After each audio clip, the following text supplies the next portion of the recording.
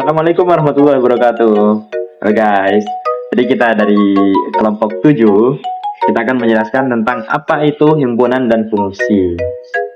Nah, saya akan skip di bagian perkenalan. Saya akan langsung ke materinya. Jadi, materi pertama itu adalah fungsi bijektif. Fungsi bijektif ini diletakkan di materi pertama karena fungsi bijektif akan berguna untuk materi-materi selanjutnya, seperti di inverse, itulah. Jadi apa sih itu fungsi bijektif? Fungsi bijektif atau yang dulu saya pernah dengar itu namanya korespondensi satu-satu, itu adalah fungsi yang setiap domainnya punya tepat satu pasangan di kodomain. Begitu pula sebaliknya, kodomainnya punya tepat satu pasangan di domain. Jadi dia masing-masing punya satu lah. Kalau yang jomblo skip. Makanya ya gitu. Lanjut, next. Selanjutnya ada inverse. Inverse itu fungsi yang membalikan hasil dari fungsi asal. Misalnya ada suatu domain, itu kan domain itu bakal menghasilkan kodomain. Nah, fungsi inverse dari kodomain itu domain sendiri. Nah, syarat inverse itu harus bijektif. Tuh. Terus selanjutnya itu fungsi komposisi. Jadi fungsi komposisi itu adalah penggabungan dari dua fungsi. Kalau kalian punya dua fungsi terus digabungin, itu namanya fungsi komposisi ya. Cara penggabungannya gimana sih bang? Misal kalian punya fungsi F dan kalian punya fungsi G. Jadi langkah pertama, kalian input dulu domainnya ke fungsi F. Lalu hasilnya, output dari fungsi F, kalian baru masukkan ke fungsi G. Ketika kalian melakukan hal seperti itu disebut dengan fungsi komposisi tadi. Next. Selanjutnya ada graph of function. Nah, graph of function itu adalah gambaran hubungan antara variabel X dan Y pada bidang koordinat kartesius. Jadi, si X itu kan domain. Nah, dia bakal menghasilkan Y atau kodomain.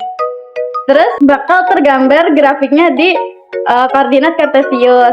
Kalau yang digambar ini harusnya sumbu ekstrimnya di tengah, tepat di 0 ya. Nah, gitu. Bilang kuadrat. Ya gitu. Next. Materi selanjutnya adalah floor function. Kalian bisa dilihat dari namanya aja udah mungkin bakal ngerti sih. Floor itu lantai, function ya fungsi.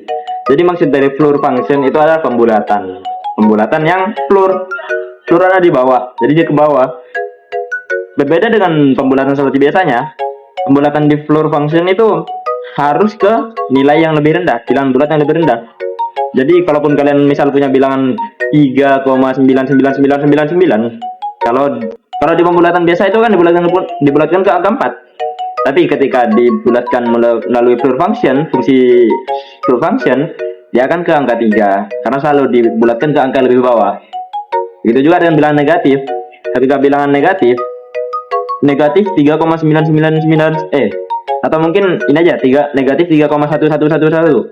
Nah, ketika dimasukkan ke floor function, dia akan menuju ke negatif 4 karena negatif 4 itu lebih rendah dari negatif 3. Next. Kebalikan dari floor function ada Selling function. Nah, Selling function itu fungsi yang menghasilkan bilangan bulat terkecil yang lebih dari atau sama dengan X. Jadi kan kalau misalnya tadi